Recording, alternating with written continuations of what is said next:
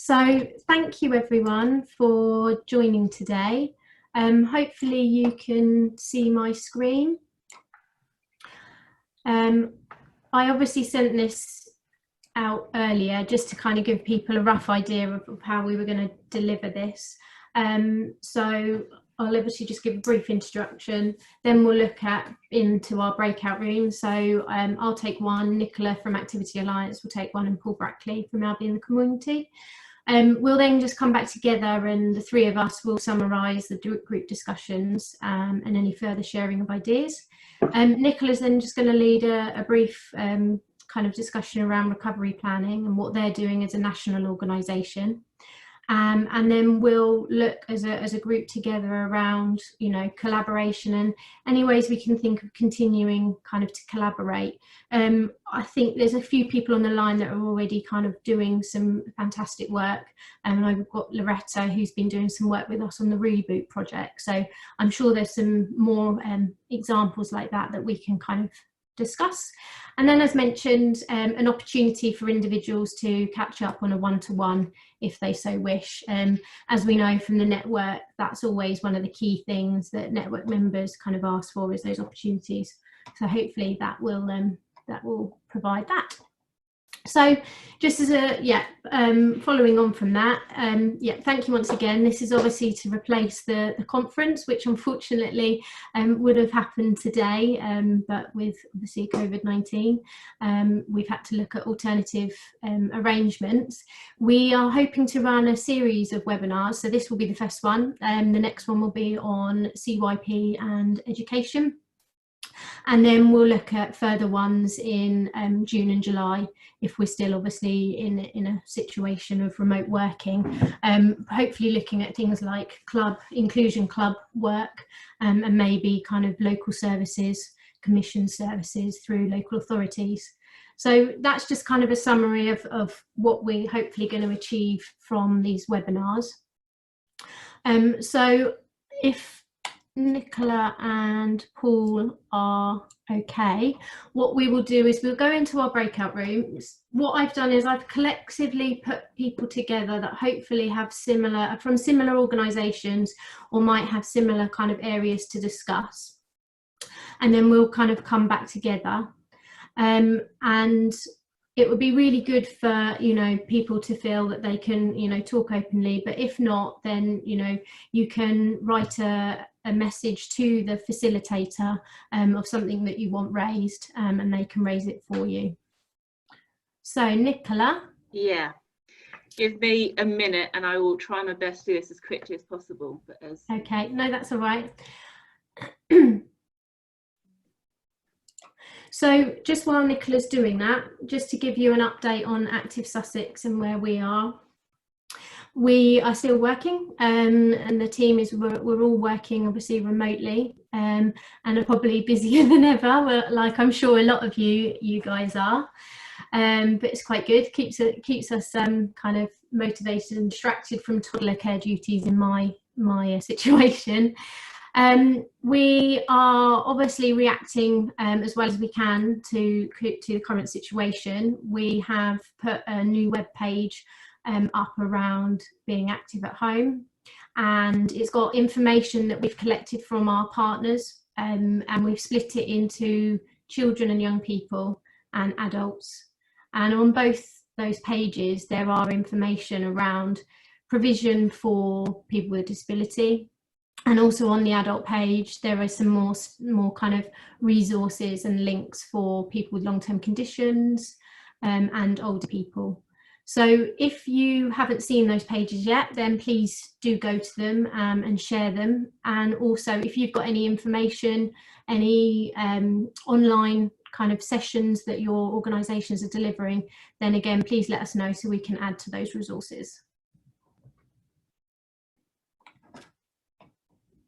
I'm getting there.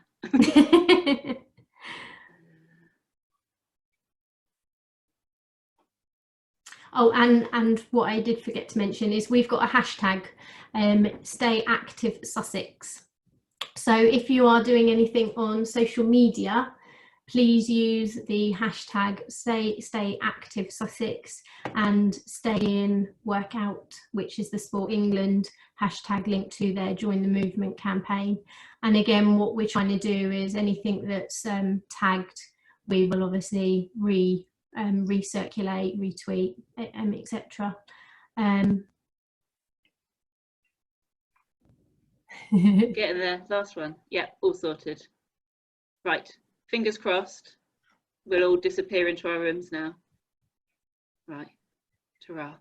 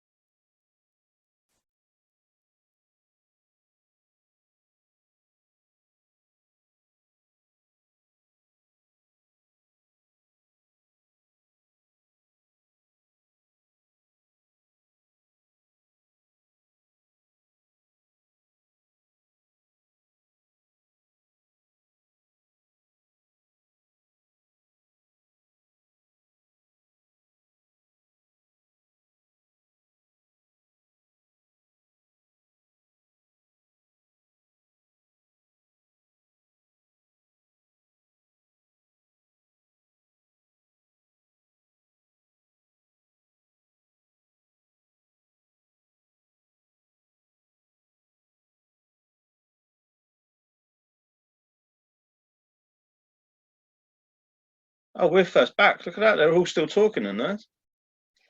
Oh, well, it's fine. You want a little tip for anyone? I've figured out on Zoom that you can hide your self-view, which I always do because then it makes me far less conscious of what I'm doing and what I'm staring at and things like that. Much more comfortable. So there's three little dots in the top right-hand corner of your video. And if you click on that, you can just hide your self-view, which I find so much better. Everyone else can still see you, but you're just not constantly looking, checking, am I all right? Do I look a bit silly or anything like that? You look fine, Paul. Thanks.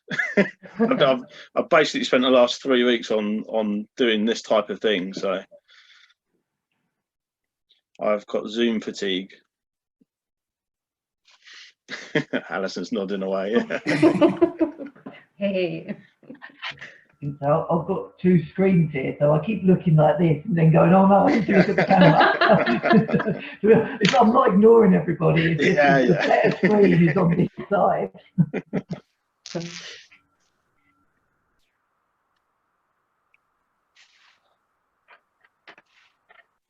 Well, Zoom's okay for me because I was already using it, but it's YouTube Live is my big learning curve at the moment. Okay. Yeah, I'm feeling a bit like Joe Wicks right now, starting our YouTube sessions, and it's learning to just pause while it says end live session because it's still recording.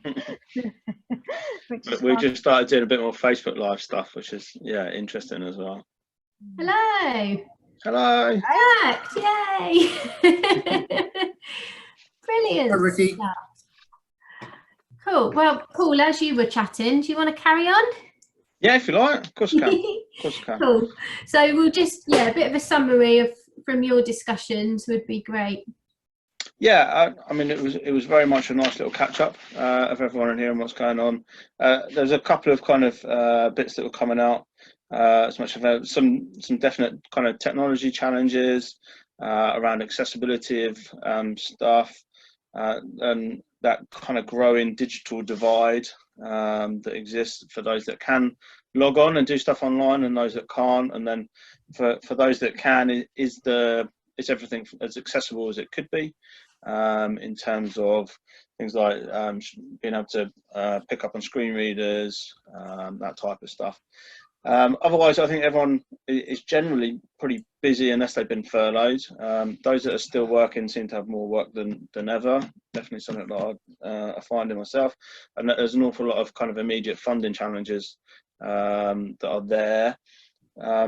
We said that about kind of future planning and that a lot of people are in that mode of kind of getting ready to go again.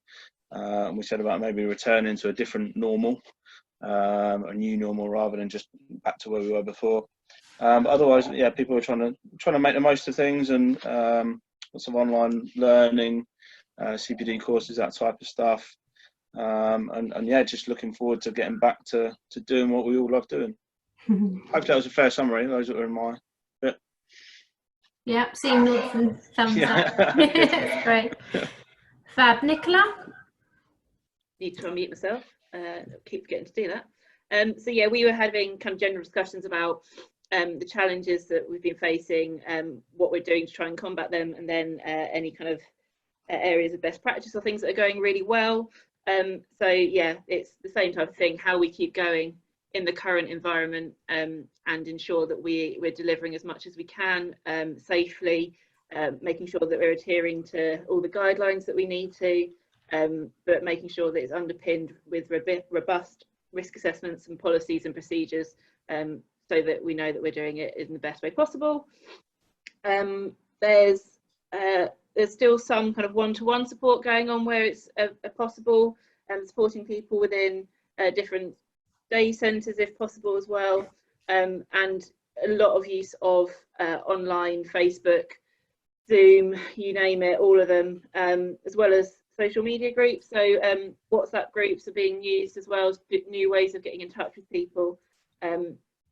Bit of future planning as well for those that are lower risk, you know, when some of these restrictions are starting to be lifted, what's the first few things that we're going to be able to do and how are they going to look, what can we deliver, following guidance from NGBs as well. So obviously NGBs are putting out a lot of information if they're not being furloughed themselves.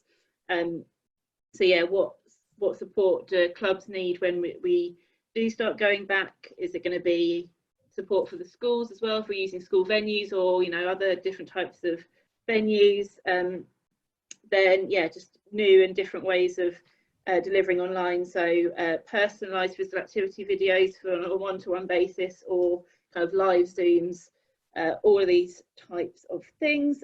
Safety did come up quite a lot. So for those that are most at risk, if they're self-isolating at home, what happens if they fall, for example, and there's no one else there to help them? Kind of pressures then going back on the NHS. It's you know, what is actually going to be safe to do in this kind of situation? And then yeah, Sadie then wrapped it up very nicely by saying all of the information, if there is anything that people want to share about activities that are going on, just send it back to the Active Sussex team, who'll be able to help promote it as well. And there's loads of stuff on the virtual school games to do, so make sure you're checking out the virtual school games too. Well, thanks. Wow, you got through a lot. Yeah, no. My hand hurts from writing it all down. Yeah.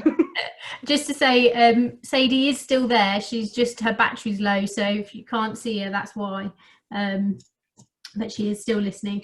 So from our group, we very similar kind of conversations, talking about, you know, utilising different ways of delivering videos, using kind of WhatsApp for the social element. So quite a few of the sessions, obviously, I suppose, yes, they're used for you know, physical activity purposes, but actually it's been the social element. So how have they been able to kind of keep that social interaction going? So WhatsApp's been kind of very useful for that.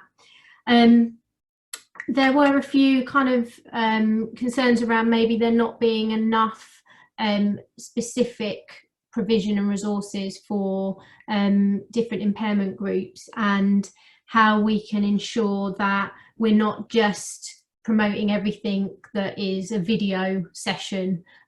Is there a way of obviously having lesson plans or resources that either parents or personal assistants and carers can use, or kind of more instructions and resources that an individual can use? And also the complexity of for some people having to watch an iPad and do and copy the sessions as well, they might find tricky. So just talking about, you know, not just relying on that kind of video aspect.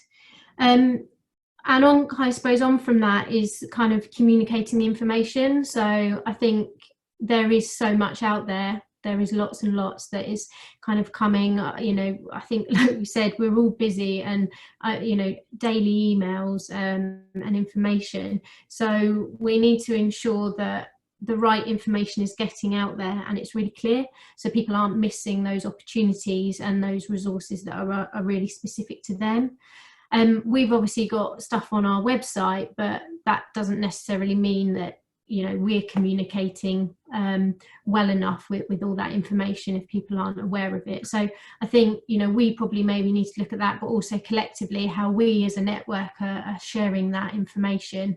We have got the Facebook page, but again, we know not everyone uses that. So it's just thinking about other ways that we can do that.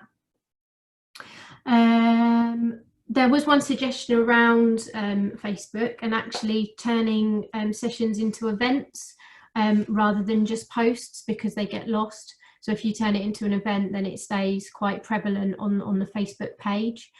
So that might be a suggestion for deliverers that are actually running stuff, is to set that as an event.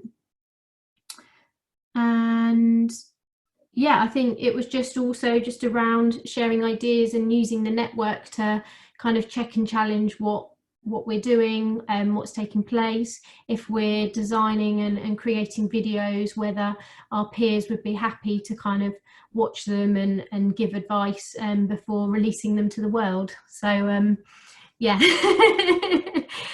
Loretta's smiling.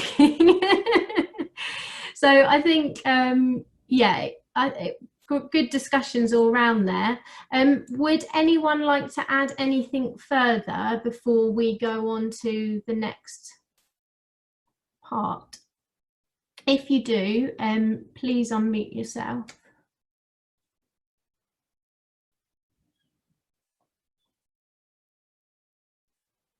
No? I think we're all good. Fabulous. So Nicola, so just, yeah, Nicola, over to you. Brill, thank you very much. I am also going to use this opportunity to just quickly show you some new resources that Activity Alliance released on Monday. So I'm going to share my screen very quickly.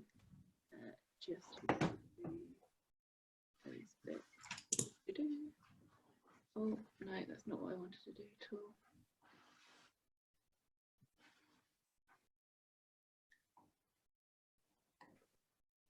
Right, can you all see my lovely presentation? Yeah. Yeah, good. Okay, so yeah, this is some tools that we released on Monday.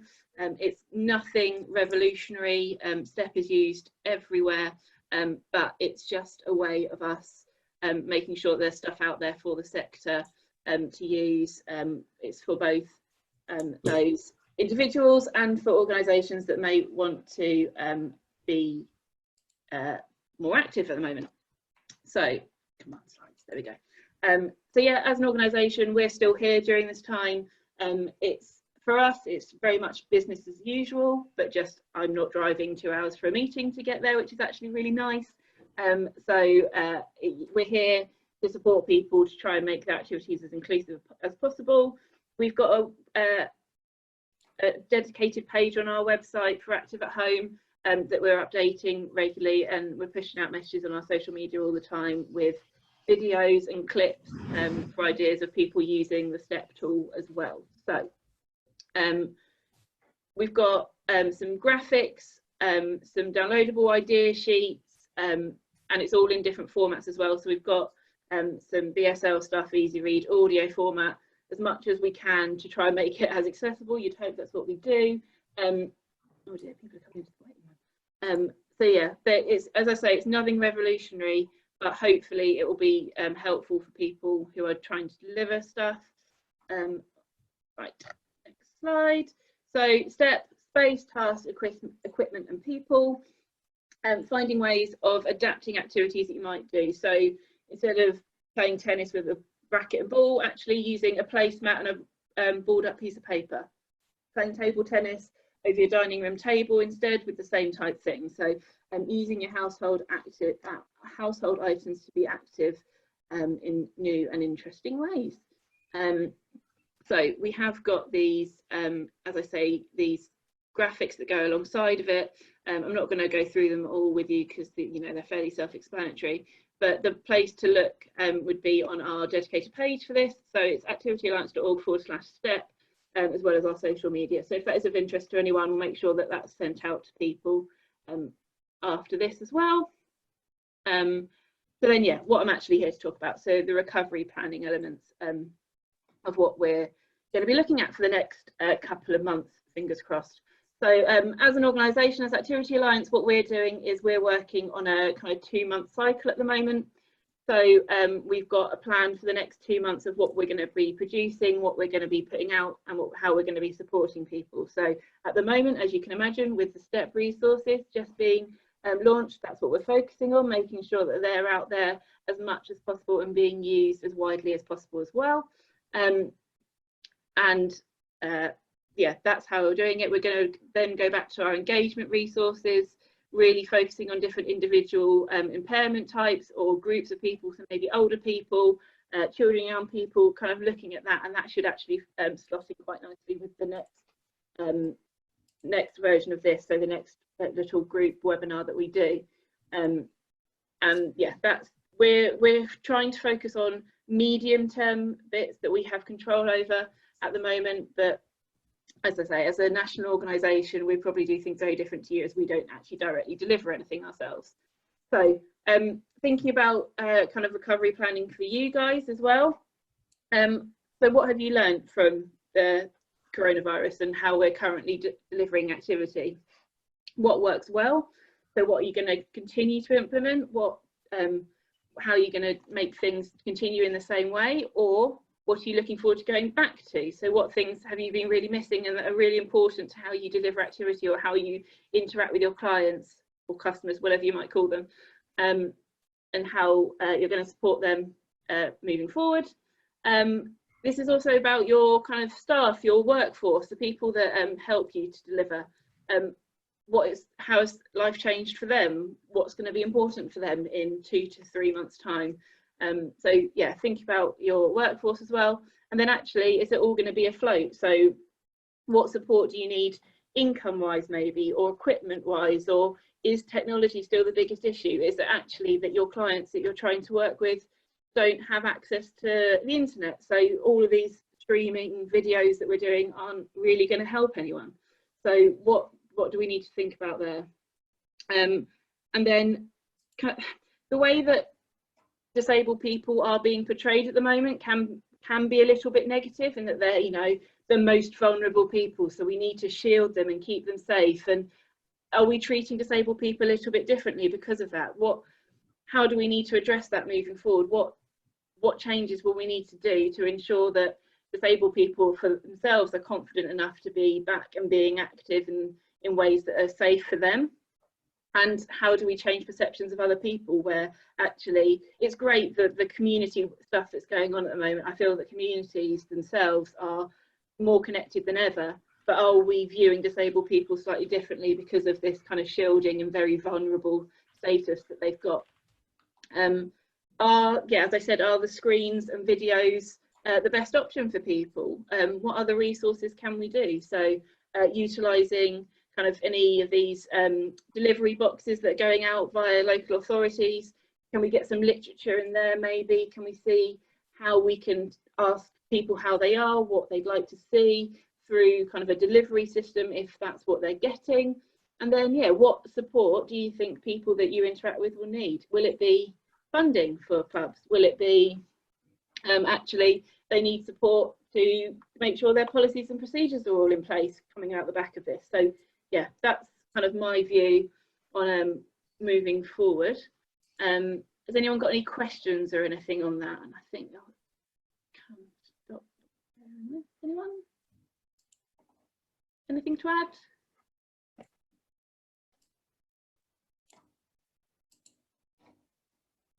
No.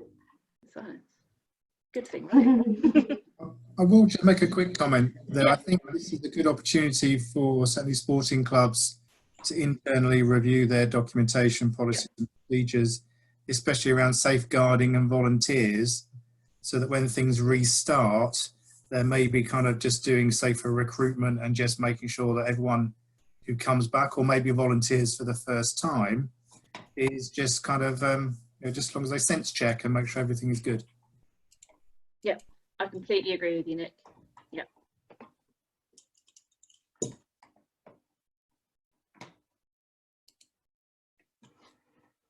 Brilliant. I will stop sharing my screen. Fab. Thanks, Nicola. Lovely. So to kind of round up the discussions we had earlier about kind of the challenges and thinking about that kind of recovery planning and kind of next steps, it would be really great if anyone wanted to kind of contribute to how they think we can continue to collaborate and ways of working together, or any examples of how they're doing that at the moment. So would anyone, if you'd like to, just unmute yourself. I pick up on a point which was raised a bit earlier. We hear this sort of talk about a new normal, and that can be whatever people want it to almost. My concern is that in many ways the new normal could end up being something that takes us backwards in terms of inclusion for disabled and for older people. And so we need to sort of think through how we almost, the best way to overcome it is by being on the front foot in terms of taking it forward in that the way of the support and the way that we make sure that what we do at least demonstrates good inclusion policy in practice. Yeah, no, that's a really good point, Paul.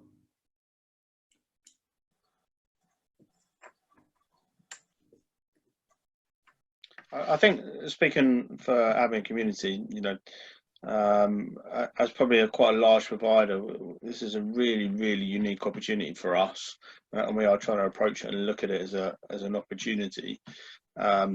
We probably run a whole host of sessions across all our programs that could do with tweaking, changing, maybe relocating, or whatever it might be. But I guess we're always slightly fearful about actually stopping something to do that. Whereas now that we've had that kind of forced stop, so we have actually got that opportunity to look at how do we come back, and hopefully, definitely from a disability perspective, just picking up on what Paul was just saying, you know, we'd be doing that and making changes for the better going forward, rather than just making a change for change's sake. So we are definitely trying to look at it in that way, and seeing it as an opportunity to develop what we do and enhance it, rather than hopefully make it a negative piece. And that might well be that actually we just come back and go back to how we were. But I think some of it as well for us is looking at, you know, are we best deploying coaches in the right places? Are we in the most efficient ways? Have we got the best coach at each session and things like that? And almost being quite transparent in how we look at some of those things. And there might be a few hard decisions off the back of it, but actually if we think it's for the better of our programs and how we deliver, then I think we're reaching a point where we'll be prepared to make those kind of decisions. So that's very much how we're trying to look at it. But that definitely gets complicated. I think Alice has just been put in the chat, definitely gets complicated by day-to-day stuff. Yeah. And apologies if you think I'm making notes just in case the recording's not working. So if you think I'm looking down and I'm not paying attention, that's why. So anyone else would like to share kind of ways that maybe partners across the network could work together? I think, sorry, we've found it really interesting being part of the Active Sussex and Boost programme. So we're doing this weekly sessions. Well, we're doing 2 every week as part of a week's programme for young people and their families. And that's been really interesting because I wouldn't have considered using YouTube as a method of delivery before. And if I had I would have forced my younger coaches to do it, certainly not myself. So with everyone else on furlough, it's me in front of YouTube cameras, which is absolutely terrifying. But it's actually been really good fun, and we've had lots of good feedback on it. And so that's been a real, very fast, very steep learning curve for me, which I think a lot of stuff is at the moment. We've got to do stuff quickly and we've got to react really fast, and that's a really interesting place to be. But off of that, I've also had then other organisations contact me and say, how can we collaborate together online? What can we do? So it could make it a much more whole activity, I guess, because you're getting organisations from different places geographically that can now come together and work together for the benefit of everybody. And I think that's something really good to come out of this. So that's something we will definitely be taking forward in some way or another. Just to back up Loretta there, her sessions have been awesome. There's been so many great adaptations, great ideas, from sitting volleyball to playing tennis with the back of your hand and a rolled up ball. It's been brilliant. And actually a nice, for my kids who are a bit hyper at times, there's been some really nice relaxed methods of coaching, which I've really enjoyed. One thing I would say, if other people have got activity providers that they'd like to put in touch with me, then we can add extra people into the Reboot programme, no problem at all. So just let me know.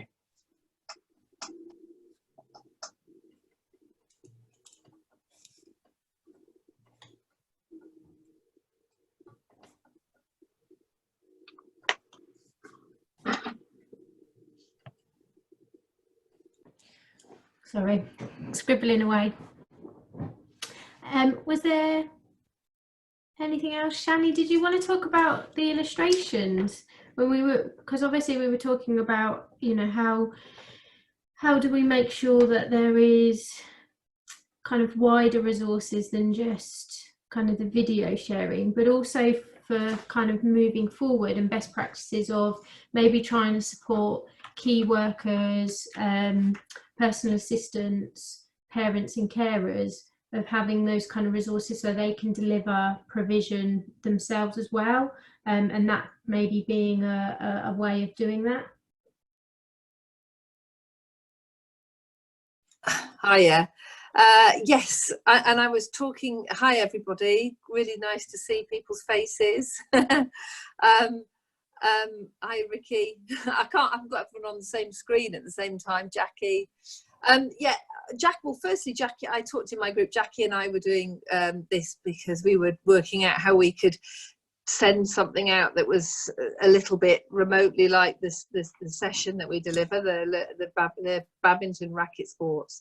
So we were kind of sending each other videos with balloons and using, you know, different pieces of equipment. If you haven't got a badminton racket, you know, a spatula. I know it sounds silly, but it was working a bit. And then we had a really good chat with Andy Wright in our session, and the work you've been doing, Loretta, and I can't wait to see it. And I think, as Gemma pointed out, there's a lot of stuff going out there, and it's really accessing it all, because you know, yes, it's finding it all. I'm going to be putting out some social media posts through our team, the Brighton and Hove City Council Healthy Lifestyles team, and I want to link with lots of other things, and especially stuff around disability.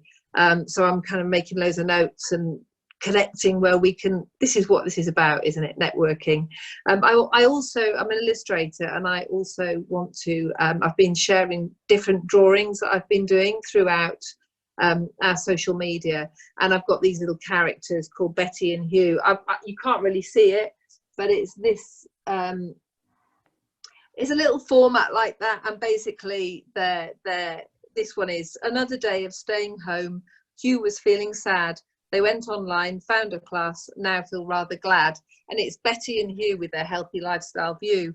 But I want to, I've done loads of these. I draw all the time and I illustrate, and it's just something that I love doing. My background is arts, and I want to bring arts into my work. And so people that wouldn't normally be, you know, different mediums of people going, oh, that's art, that's an arty thing, oh, what's that, I'll have a look, and then they find that it's a physical activity connection. So I'm really happy to share that. I draw all the time, so I'm going to do some stuff around learning disability and other stuff. So, and I've also been talking to my team and the health trainers in my team, and they're going to send little ideas. I want to do some around smoking cessation, healthy eating, but it's really light and it's really fun, and it's not pointy fingery should. It's almost like third party. Oh, they're doing that, maybe we could do that. So I'm really happy to share it with the network. I've just got to have enough hours in the day. That's great. And yeah, I'll be hopefully sharing the recording and any kind of notes that I've managed to scribble down to the participants and also the wider disability network. So if there is any links or anything that you guys want to share in that correspondence, then please obviously fire it over to me. And obviously we've got the disability e-news that we send out on a monthly basis. So we've obviously got less events and, you know, promotion of competitions and things like that. So any resources or information like that would be muchly appreciated that we can add into the kind of the e-news. So are there any other kind of thoughts, comments you want to add? If not, what we'll do is if people have decided on wanting to have a one-to-one with any other network members, it will take Nicola a little time just to set that up. So if you kind of message and while kind of she's doing that, you can always go and grab yourself another cup of tea or have a chat with myself. So yeah, just kind of finishing off, any other thoughts? If not, we'll kind of crack on with that. Yeah, it's Ant. I was just going to mention something. Yeah, it came up a little bit in our little group that we had. I can't remember what it's called now, but our little group, we had a nice little chat. And I was just going to, it was about, and Loretta had mentioned it, around kind of the quality of sessions and when you're doing it online and various things like that. And I think it's worth, when doing it, it's just thinking about your audience and actually how good a quality it needs to be and where does it need to be on that spectrum, and then what is the best format to do that in. So I know people in here are looking at it, but actually something might not need to be brilliant quality depending on the audience. If it's something that's really professional, that you're looking like a Joe Wicks, and that's obviously needs to be one end, and then the other end might be just a one-to-one session through WhatsApp. So it's looking at actually what's appropriate to the people in front of you and not being scared to have a go, or just kind of practice with get people to have a practice and with their friends or something first. There's a useful link on the London Sport website that we'll have to share that's got all the different technologies and the kind of whys and wherefores of what are of use and the pluses and minuses for each one. And then you might be able to adapt different ones for different audiences there as well. So yeah, I just thought I'd just mention that because obviously there's a lot going on. And then the other bit that came up was that bit about the use of technology and people being able to use it. That, I know it sounds daft, but that's something I was like, oh, that was a real light bulb moment. And that's something that I think, yeah, needs to be considered at all times, again, depending on the audience. Thank you. Just one from me, Jem, if that's all right. Yeah. Just a little further plug for the virtual school games, which hopefully, I think we mentioned earlier, but hopefully you've seen it this week with the hockey challenges that have come out this week. We've tried to make them as inclusive as possible in terms of space, in terms of equipment, and it'd be great to hear your views on the challenges. And if you are from a particular sport, I look at Liz here, for example. If you wanted to feed into the tennis challenges, for example, then please do give me a shout. Please share them around your networks and make sure as many people in your networks get involved as you can. They are very inclusive. They've been designed that way. But if you think we could do better, then please let us know. Thanks, Andy.